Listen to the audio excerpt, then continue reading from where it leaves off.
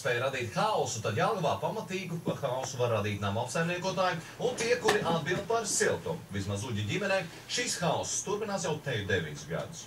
Kad Uģis ar ģimeni iegādājušies jaunu dzīvokli, izlēmuši par labu tam, lai atteiktos no centrāla apkursa un ietaupītu naudu.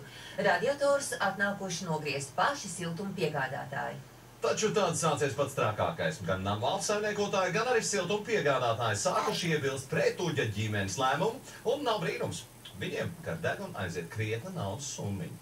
Taču ar ko tas viss tikai sākās, sekoja tiesu darbi, un kā stāsts pats Uģis, tad tiesa notikusi aizmuguriski, un Uģa advokāts uzskata, ka tiesnesis ir atpārdots, lai pieņemtu spriedumu par labu prasītājiem.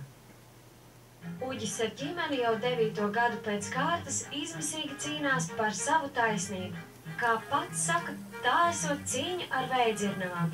Ierauti starp 2 dzirnakmeņiem, Sijā Nebruk Jelgava un Sijā Fortum Jelgava, vīrietis jūtas kā stūrī iedzīts zvērs.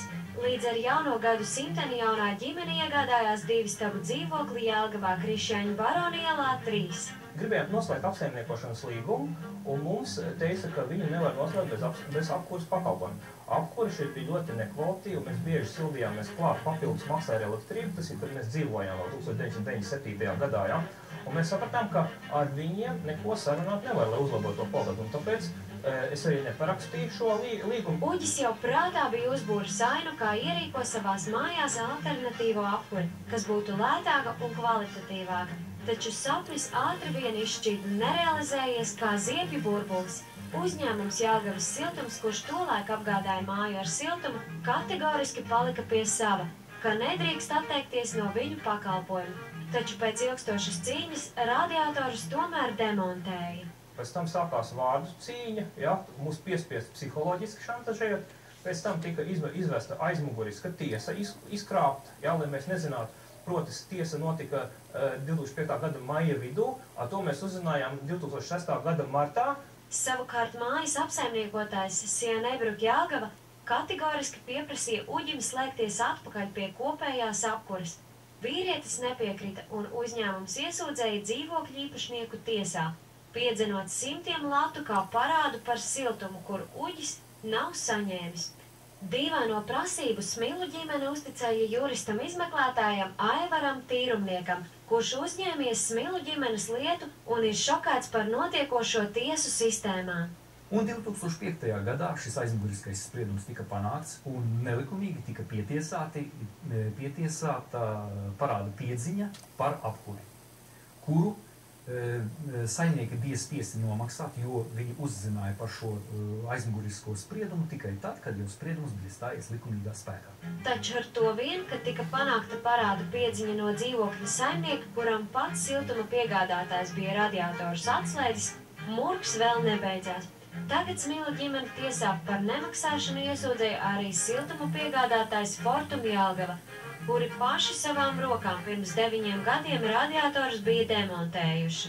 2009. gadā Fortum Jelgava kā siltuma piegādātāji savukārt izdomāja viltību kādā veidā panākt nēsošā parāda piedziņu atkārtot, pie kam pa tieši to pašu periodu, ieskaitot periodu līdz pat šai dienai. Ja? Viņi iesniedza atkal prasību Jelgavas tiesā. Tur bija tā sākuma summa 1600 latu. 2006. gadā atkārtoti uz šeit ieradās apsaimniekotāju pārstāvi, lai pārliecinātos, ka tiešām šī apkura ir atslēgta, par ko sastādīja aktu, ka tiešām šis fakts kā tāds ir. Pati Mirdza Buka piedalījās arī kā apskates dalībniece, ja? Mirdza Buka, apsaimniekotāja firmas Nebruk Jelgava vadītāja, gan kameras priekšā paskaidrot nevarēja, uz kāda pamata pieprasa no Uģa Smilas ģimenes maksu par nēsošu pakalpojumu. Es sadalu ciparu, kuru man iedod. Es tikai viņu sadalu. Nu, tā ir likums. Un neviens nevar neko sadalīt nepareizi, jo katrā mājā ir siltummēsls, kurā ir skaitītājs, kas uzskaita šīs megavatstundas. Un šī megavatstunda tiek sareizināta ar siltumtīklu cenu un aprēķināts uz visu māju. Tas jau nekas, ka dzīvoklis nesaņem. Uz redzēšanas.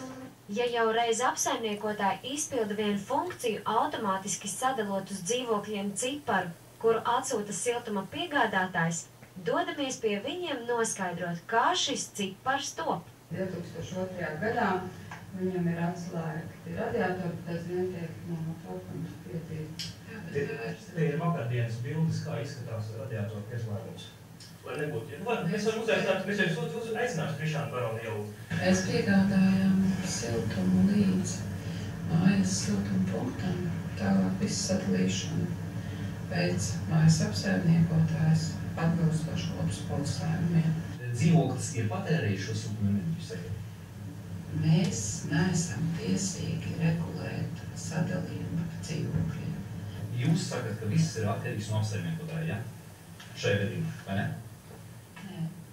Nē. Kā ne? No mājas īpašnieku lēmumiem. Prasību tiesā iesniedzāt jūs, vai ne? Jā. Jūs pret Jānu Smilgu, viņas sievu, vai ne?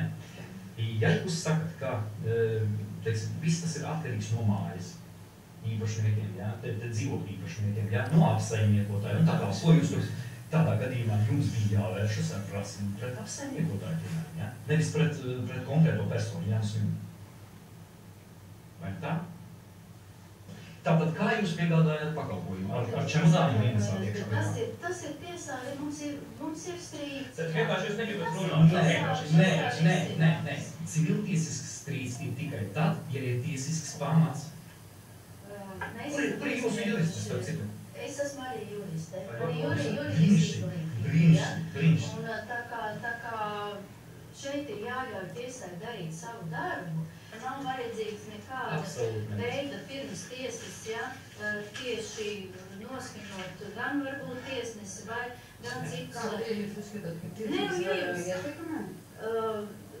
Kāpēc nē? Es neredzu Jūs esat ietekmējuši jau tiesas, jā? Volbovičs. Jau 9. gadu sviedriem un asarām Uģis cenšas pierādīt, ka viņam mājās nav radiatori, un viņš nesaņem siltumu. Tik un tā process ritot netaisnīgu gaitu, nosaka cietušais. Savukārt jurists Aivars Tīrumnieks ir vērsies policijā, lai ierosinātu kriminālu lietu pret Dobeles rajona tiesnesi. Šeit ir reāli saskatāmas krimināla likuma 183. pantā noteiktās nozieguma pazīmes, ja tas ir izspiešana konkrēti, kas ir sevišķi bīstama tādēļ, ka to jau reāli realizē pati tiesa, visaugstākajā līmenī. Ja? Jau 12. aprīlī Dobeles rajona tiesa atkārtoti izskatīs strīdu starp Sijā Fortuma Jelgava, Nebruk Jelgava un Uģa Smilas ģimeni, no kuriem grib piedzīt jau 1672 latus. Saiva Luste, Agnese Rozenbauma, Andris Dam.